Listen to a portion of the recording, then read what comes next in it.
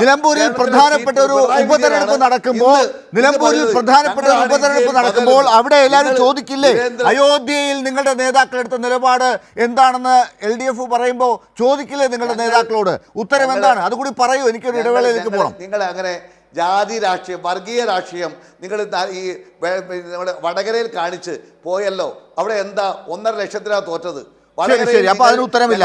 അത് പറഞ്ഞാൽ നിങ്ങൾക്ക് അപകടമാണ് എന്നാണ്. അത് പറഞ്ഞാൽ നിങ്ങൾക്ക് അപകടമാണ് എന്നാണ് മനസ്സിലാക്കേണ്ടത്. നിയാസ് അതിനോട് തൊടുന്നില്ല. ജാതി കാണിച്ച് മുന്നോട്ട് പോകാൻ നോക്കിയപ്പോ അവിടെ നിങ്ങൾക്ക് മറുപടി കിട്ടിയല്ലോ ലാലെ, കിട്ടിയല്ലോ. അതായിക്കോട്ടെ, അത് ജനങ്ങളല്ലേ തീരുമാനിക്കുന്നത്. പക്ഷെ നിങ്ങളെടുത്ത നിലപാടിനെ കുറിച്ച് പറയണ്ടേ? നിങ്ങളെടുത്ത നിലപാടിലെ പ്രശ്നങ്ങൾ പറയണ്ടേ?